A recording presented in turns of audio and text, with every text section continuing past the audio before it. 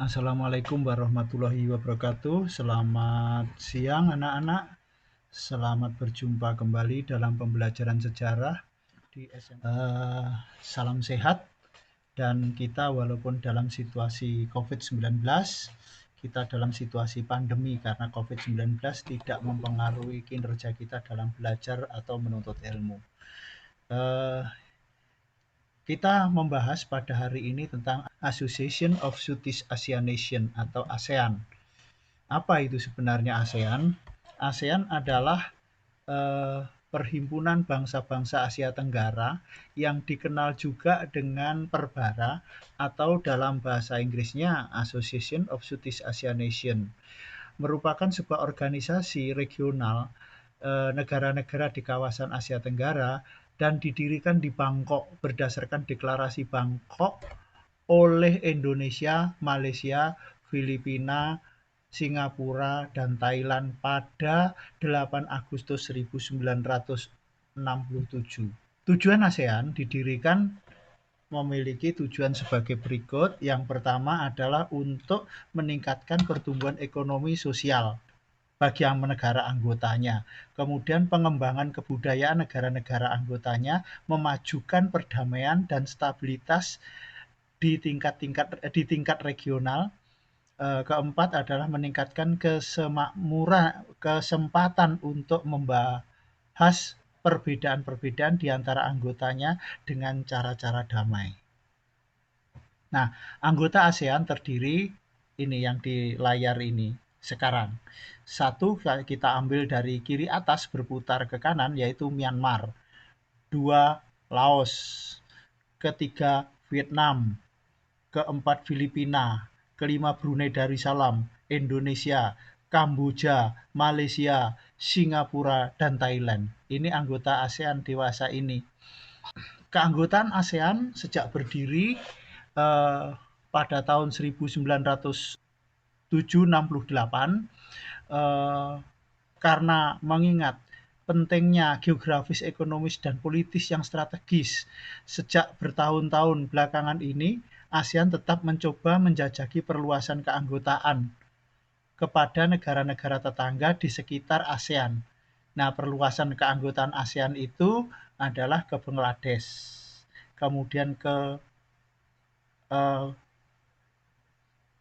Cina, kemudian ke pulau-pulau yang ada di Pasifik, Papua Nugini, dan Timor Leste. Kantor Sekretariat ASEAN itu di sini, ya, Jalan Sisingamangaraja nomor 70A, daerah khusus Ibu Kota Jakarta, kode pos 12110 Indonesia. Nah, Sekretaris ASEAN didirikan pada 24 Februari 1976 oleh para Menteri Luar Negeri negara-negara anggota ASEAN, sedangkan kantor Sekretariat ASEAN yang ada di Jalan Sisingamangaraja 70A Jakarta diresmikan pada tahun 1981 oleh Presiden Republik Indonesia Soeharto. Fungsi Sekretariat ASEAN untuk efisiensi yang lebih besar dalam koordinasi organisasi ASEAN dan untuk melaksanakan proyek-proyek dan kegiatan-kegiatan ASEAN dengan lebih efektif. Dampak positif Jakarta sebagai diplomatic city of ASEAN.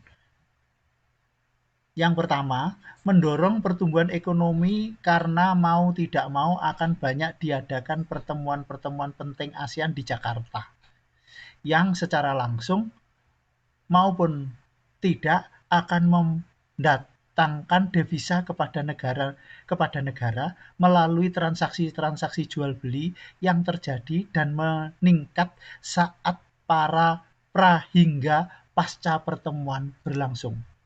Kedua, masih dari segi ekonomis, dengan adanya Sekretariat ASEAN di Jakarta dan pertemuan-pertemuan penting ASEAN tentunya akan meningkatkan kepercayaan para pemodal asing untuk menanamkan modalnya di Indonesia. Ketiga, Dari segi politis, sebagai ibu kota ASEAN tentunya merupakan suatu prestis tersendiri dan kepercayaan lebih untuk Indonesia di kancah perpolitikan dunia, dan itu semua dapat memberi dampak vertikal pada segi promosi pariwisata.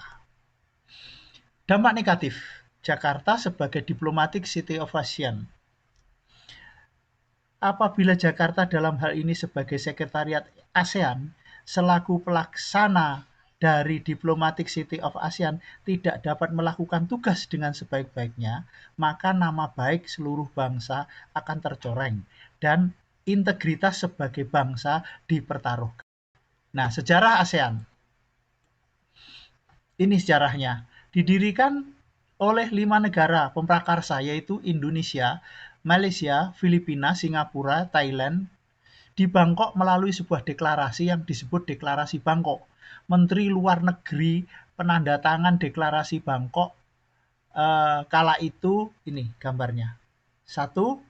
Menteri Luar Negeri Indonesia, Bapak Adam Malik. Menteri Luar Negeri Filipina, Bapak Nirisco Ramos. Menteri Luar Negeri Singapura, Bapak S. Rajaratnam. Perdana Menteri Malaysia, Bapak Tun Abdul Razak. Perdana Menteri Thailand, Bapak Tanat Koman. Nah, isinya apa deklarasi Bangkok itu? Isi dari deklarasi Bangkok nomor 1 mempercepat pertumbuhan ekonomi, kemajuan sosial, dan perkembangan kebudayaan di kawasan Asia Tenggara. Kedua, meningkatkan perdamaian dan stabilitas regional. Ketiga, meningkatkan kerjasama dan saling membantu untuk kepentingan bersama dalam bidang ekonomi, sosial, politik, teknik, ilmu pengetahuan, dan administrasi. Keempat, memelihara kerjasama. Konferensi tingkat tinggi ASEAN atau disebut dengan KTT ASEAN. KTT itu biasanya yang mendatangi kepala pemerintahan atau kepala negara. Kalau negara itu bersifat seperti Indonesia, karena presiden sekaligus merangkap sebagai Perdana Menteri, maka yang datang adalah presiden. 26 ASEAN Summit di Kuala Lumpur, ya, dan Langkawi, Malaysia, 26-27 April 2015. Konferensi tingkat tinggi ASEAN adalah pertemuan puncak antara pemimpin-pemimpin negara anggota ASEAN dalam hubungannya terhadap pengembangan ekonomi dan kebudayaan antar negara anggota ASEAN. Nah, kerjasama ASEAN ini kemudian namanya ASEAN Plus 3. ASEAN Plus 3 sudah melakukan beberapa pertemuan di antara kerjasama keamanan energi. Kedua, ASEAN Plus 3 itu adalah pendiri 5 negara ditambah 3 negara seperti Brunei Darussalam, kemudian Timor Leste, dan 1 negara lagi, muncul sebagai akibat semakin meningkatnya kebutuhan energi baik di tingkat regional maupun di tingkat dunia. Pertemuan-pertemuan berlangsung pada tanggal 9 Juni 2004 di Manila, Filipina, mensahkan program kegiatan Energy Security Forum, Natural Gas Forum, Oil Market Forum, Oil Stock Piling Forum, Renewable Energy Forum, dan masih banyak lagi pertemuan yang dilakukan oleh ASEAN Plus 3. Misalnya, nomor 1, kerjasama dengan Jepang. Peran Jepang sangat diharapkan dalam mengambil peran ekonomi yang lebih tegas. Di sisi lain, Jepang sendiri terlihat pasif dalam peran kekuatan politik dan militer karena masih ada rival yang kuat, yaitu RRC. Jepang masih menganggap bahwa kedaulatan suatu negara sebagai faktor yang paling penting.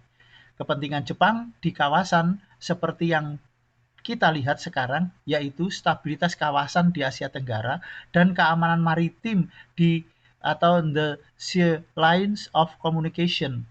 Para elit pemerintah Jepang tampaknya bersikap waspada dan proaktif terhadap setiap perkembangan pada tataran regional, terutama bangkitnya RRT sebagai raksasa ekonomi dunia. Kerjasama dengan Korea Selatan. Begitu juga dengan negeri baru yang maju yang bernama Korea Selatan. Tidak dapat dipungkiri bahwa perekonomian di negara tersebut sangat maju dan dilihat dari kemitraan ASEAN dengan Korea Selatan. Berjalan dengan lagu 9 Lee Myung-bak pada tahun 2009 bahwa perdagangan ASEAN Korsel telah tumbuh 11 kali lipat dalam dunia dalam 2 dekade terakhir menjadi senilai 9,2 US dollar miliar per tahun pada tahun lalu.